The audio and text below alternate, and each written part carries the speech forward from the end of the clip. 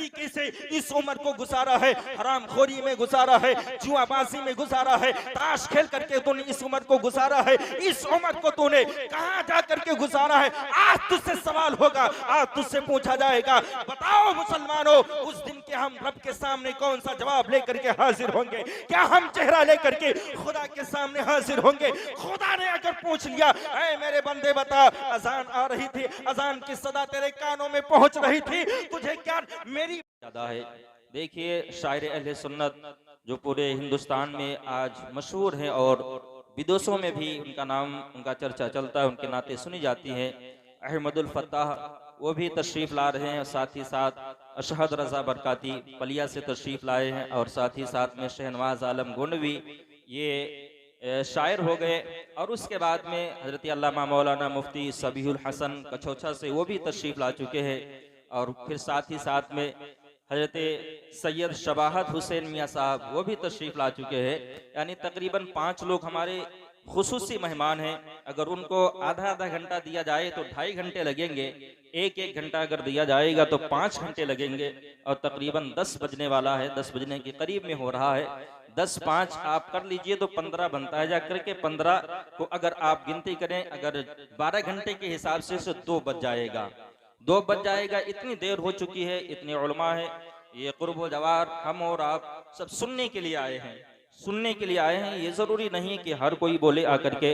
हमारे जो वो मेहमान आए हैं, हम कोशिश करें कि उनको जल्द से जल्द माइक के ऊपर लाया जाए, जल्द से जल्द माइक के ऊपर लाया जाए, ताकि जलसा आगे कामयाब हो। जिस मकसद के लिए हमने इस प्रोग्राम को रखा, जिस मकसद के लिए हमने इतनी परेशानियां उठाई, जिस मकसद के लिए हमने इन सारी चीज़ों का इंतज़ाम किया, और वही मकसद हमें हासिल ना हो, वही हमें हासिल ना हो, जिसकी खातिर हमने अपनी नींदों को कुर्बान कर दिया, वही हमारे सामने ना आए। ये दोस्तों बड़ी ही खराब बात है। बहरहाल मैं अपनी गुफ्तगू को आगे बढ़ा रहा हूँ। अल्लाह कुरान मजीद के अंदर इरशाद फरमाता है, वत्तकू यौमन तुरजऊन फीही इलल्लाह, डरो उस दिन से जिस दिन तुम्हें रब की तरफ फिरना है। ये जो जलसा आज का हो रहा है, ये जलसा जश्न गौसल वरा व इस्लाह मुआशरा के ऊपर है। इस्लाह मुआशरा के नाम से ये जलसा मनाया गया। तो जरूरी है कि कौम की इस्लाह होनी चाहिए, जरूरी है कि कौम को कोई वो पैगाम मिलना चाहिए। शायद कि इतने लोग यहाँ के ऊपर हाजिर हुए, किसी ना किसी के दिल के अंदर एक बात घर कर जाए और उस बात के ऊपर वो अमल कर ले, तो इंशाअल्लाह उसकी ये दुनिया भी संवर जाएगी और आखिरत भी संवर जाएगी, उसकी आखिरत भी संभलेगी। अल्लाह कुरान मजीद के अंदर इरशाद फरमा रहा है, वत्तकू यौमन तुरजऊन फीही इलल्लाह, डरो उस दिन से जिस दिन तुम्हें खुदा की तरफ पलट करके जाना है, डरो उस दिन से जिस दिन तुम्हें खुदा की तरफ फिर करके जाना है। अल्लाह फरमा रहा है कुरान के अंदर, डरो उस दिन से, डरो उस दिन से, किस दिन से, यानी जिस दिन को मैदान महशर कहा जाता है। मैदान महशर को, मैदान महशर से डरने का हुक्म अल्लाह रब्बुल इज्जत हम और आपको अता फरमा रहा है कि ऐ लोगों, उस दिन से डरते रहो, उस दिन से डरते रहो। डरने का मतलब ये नहीं कि आप टेंशन पैदा कर लें और न खाना छोड़ दें, पानी छोड़ दें, लोगों से मिलना जुलना छोड़ दें, बल्कि डरने का मतलब यह है कि अपने आमालों को सुधार लें। डरने का मतलब यह है अगर आप बेनमाजी हैं तो नमाजें पढ़ना शुरू कर दें। डरने का मतलब यह है अगर आपके चेहरे के ऊपर सुन्नत मुस्तफ़ा नहीं है तो अपने चेहरों को सुन्नत मुस्तफ़ा, अपने चेहरों के ऊपर सुन्नत मुस्तफ़ा को सजा लो। अगर आपका लिबास मुस्तफ़ा करीम सल्लल्लाहु ताला अलैहि वसल्लम की सुन्नत के मुताबिक नहीं है तो अपने लिबास को मुस्तफ़ा की सुन्नत के मुताबिक बना लो, अपने लिबास को मुस्तफ़ा की सुन्नत के मुताबिक ज़ेब तन कर लो। अगर आपका चलना, आपका उठना, आपका बैठना मुस्तफ़ा के सुन्नत के खिलाफ है तो अपनी हर अदा में मुस्तफ़ा की याद को बसा लो और मुस्तफ़ा करीम सल्लल्लाहु ताला अलैहि वसल्लम के हर एक फरमान के ऊपर अमल करने की कोशिश, अमल करना शुरू कर दो। खुदा से डरने का मतलब यह है कि उस दिन से डरते रहो जिस दिन तुम्हें खुदा के सामने हाजिर होना है। डरने का मतलब यह है कि अपने अमाल को अच्छा कर लो। मैदान महशर में सबके सबके सामने आमाल लाए जाएंगे, सबके सामने आमाल होंगे।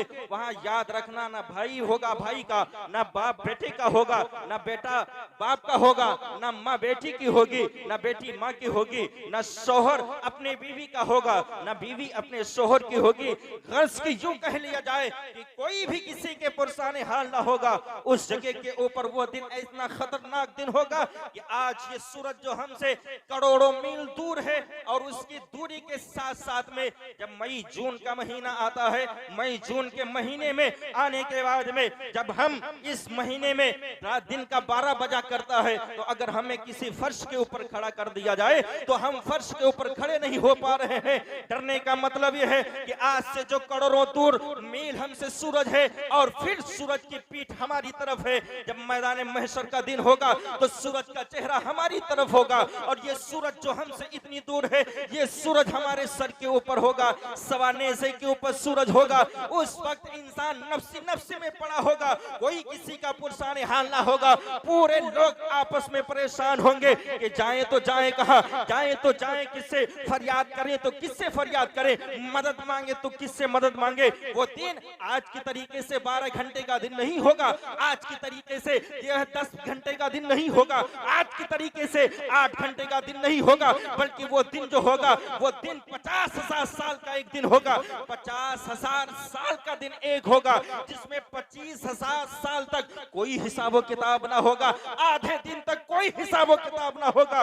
उस दिन ये सूरज सर के ऊपर होगा। आज तुम नमाजों को छोड़ रहे हो, आज तुम्हें अजानें सुनाई दे रही है, लेकिन उन अजानों को सुना कर रहे हो। लेकिन याद करो, यही अजान वहां याद आएगी, काश हमने अजान सुनी होगी और सुनने के बाद में अपने सर को खुदा की बारगाह में झुकाया होता, तो आज हमारे ऊपर ये आलम ना होता।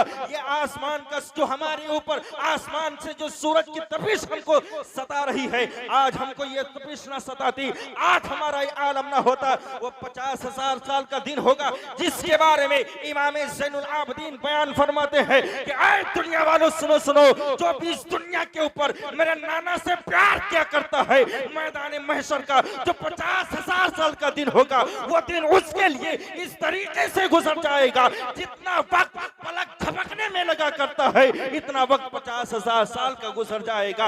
वो दिन होगा, उस दिन को याद करते रहो, और उस दिन को याद करने के साथ साथ में नारे तकबीर, नारे रिसालत या रसूल अल्लाह, नारे तकबीर, नारे रिसालत, जश्न गौसुल वरा, मसलक के आला हजरत शायर इस्लाम अशहद रजा पलियावी, नारे तकबीर, नारे रिसालत।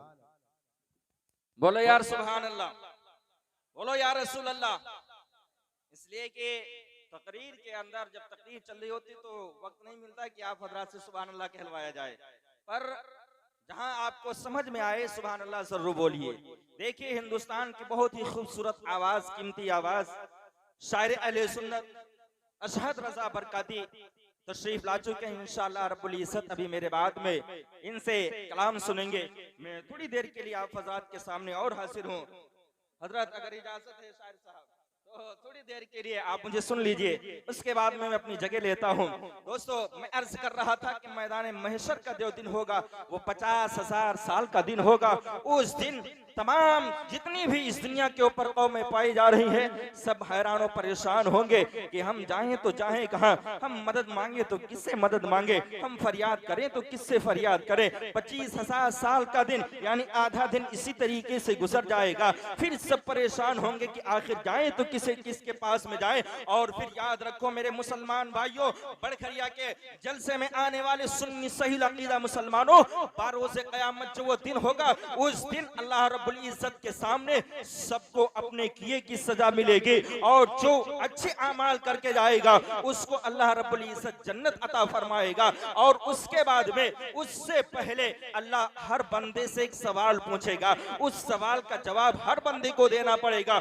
मुझे भी उस सवाल का जवाब देना होगा, आपको भी उसका जवाब देना होगा, जितने यहाँ के ऊपर हाजिर हुए सबको जवाब देना होगा। खुदा सबसे पहले अपने बंदे से फरमाएगा, ऐ मेरे बंदे बता बता, मैंने जो तुझे उम्र अता फरमाई थी, 10 साल की उम्र दी थी या 20 साल की उम्र दी थी, 50 साल की उम्र दी थी, 100 साल की उम्र तुझे दी थी, इस उम्र को तू कहां गुजार करके आया है? बता तूने किस तरीके से इस उम्र को गुजारा है? हरामखोरी में गुजारा है, जुआबाजी में गुजारा है, ताश खेल करके तूने इस उम्र को गुजारा है। इस उम्र को तूने कहां जा करके गुजारा है?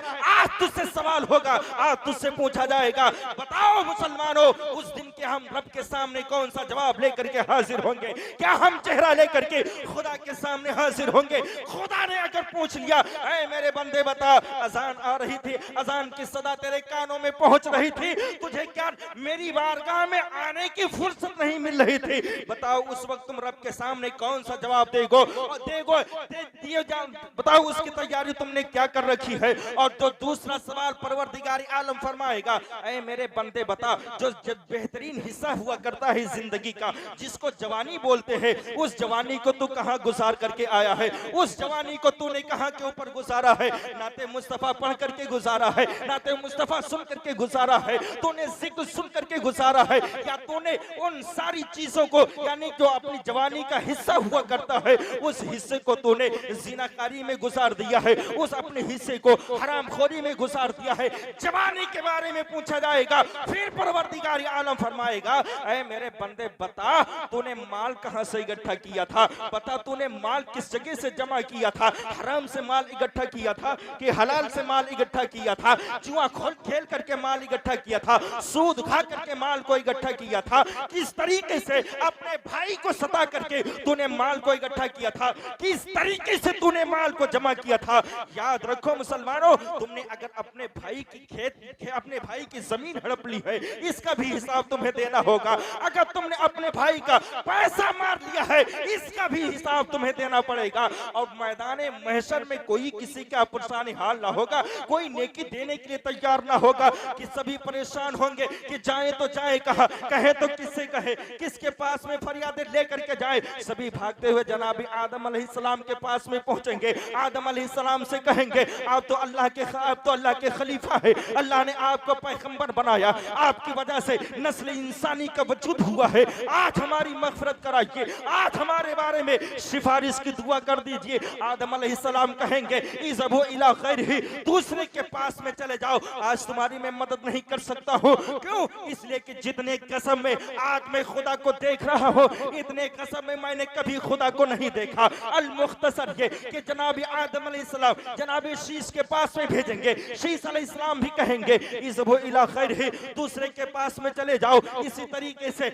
आदम से लेकर ईसा अलैहिस्सलाम तक जितने पैगंबर इस दुनिया के ऊपर आए, सभी यही कहेंगे, इज़हबू इला गैरिही, इज़हबू इला गैरिही, दूसरे के पास में चले जाओ, दूसरे के पास में चले जाओ। लेकिन जनाब ईसा अलैहिस्सलाम के पास में जब सभी पहुंचेंगे, और पहुंचने के बाद में जब ईसा अलैहिस्सलाम भी कहेंगे दूसरे के पास में चले जाओ, तो सब परेशान होंगे कि हम जाएं तो जाएं कहां, किसके पास में जाएं, किससे फरियाद करें? आदम से लेकर आप तक सभी ने कहा है, इज़हबू इला गैरिही, दूसरे के पास में चले जाओ। हम किसके पास में जाएं, किससे माफी मांगे, किससे जाकर के सिफारिश की दुआ करें? जनाब ईसा अलैहिस्सलाम कहेंगे, अरे मैं एक जात ऐसी बता रहा हूँ, जो वो जात दुनिया पर थी, तो उस दुनिया में, दुनिया के अंदर जब भी कोई परेशान हाल आया है, उसकी परेशानी को दूर किया है, कोई मुसीबत वाला आया है, उसकी मुसीबत को दूर किया है। अरे दुनिया में अगर कोई किसी का नहीं हुआ करता था, वो जात उसकी हो जाया करती थी,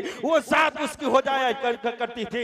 ईसा अलैहिस्सलाम कहेंगे, अगर तुम्हें सिफारिश करानी ही है तो मोहम्मद रसूलुल्लाह के पास में चले जाओ, रसूल के पास में चले जाओ, रसूल हाशमी के पास चले जाओ, अहमद मुख्तार के पास चले जाओ, सरवर कौनो मक्का के पास चले जाओ, रसूल हाशमी के पास चले जाओ। सभी भागते हुए रसूल की बारगाह में जब हाजिर होंगे, तो जहां तमाम पैगंबर ये कह रहे थे, इज़हबू इला गैरिही, वहां मेरा महबूब फरमा रहा होगा, अना लहा अना लहा अना लहा, आओ मेरी तरफ, मैं तुम्हारी बख्शिश कराऊंगा, आओ मेरी तरफ, मैं तुम्हारी शफाअत कराऊंगा। जहां तमाम पैगंबरों ने छुटकार दिया था, उस जगह के ऊपर मेरा महबूब अपने सर को सजदे में रख देगा। इसी को तो सैयदी सरकार आला हज़रत इमाम इसको मोहब्बत इमाम अहमद रज़ा खान फाज़िल बरेलवी अलैहि रहमतुर रज़वान इरशाद फरमाते हैं कि सबने शफ़े महशर में ललकार